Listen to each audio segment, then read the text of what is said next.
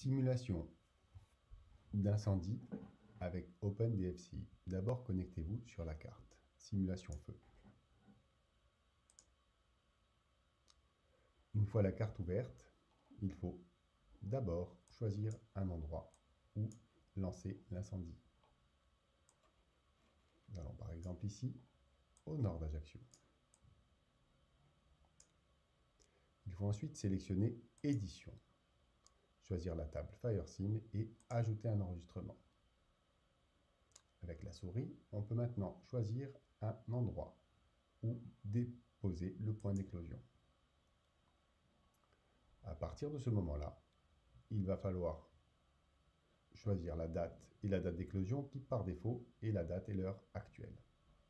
Après l'enregistrement, attention de choisir Réouvrir le formulaire. Effectuer Enregistrer. À ce moment-là, la simulation peut commencer. On a défini un point d'éclosion et une date. Il faut maintenant déterminer une séquence dans le scénario de simulation.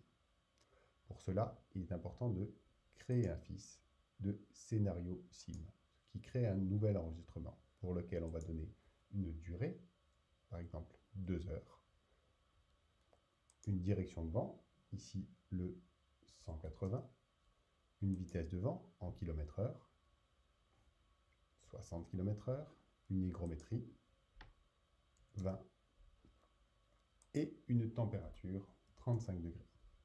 Après l'enregistrement, on peut fermer le formulaire, ce qui va lancer la simulation. Afin de visualiser les contours successifs, il est nécessaire de bouger un petit peu la carte, ce qui va lancer un rafraîchissement par rapport à la base de données préenregistrée.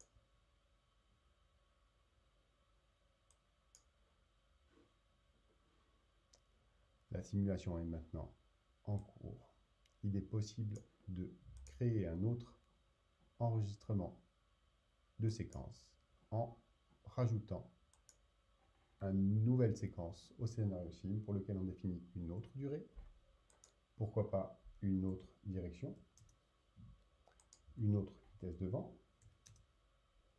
une hygrométrie et une température. Cette séquence va se mettre à la suite de la simulation qui a déjà commencé, pour prendre en compte par exemple un changement de direction de vent.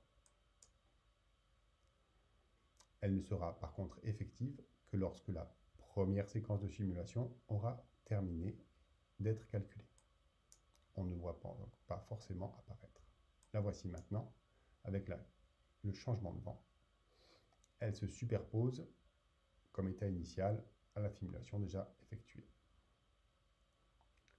Merci.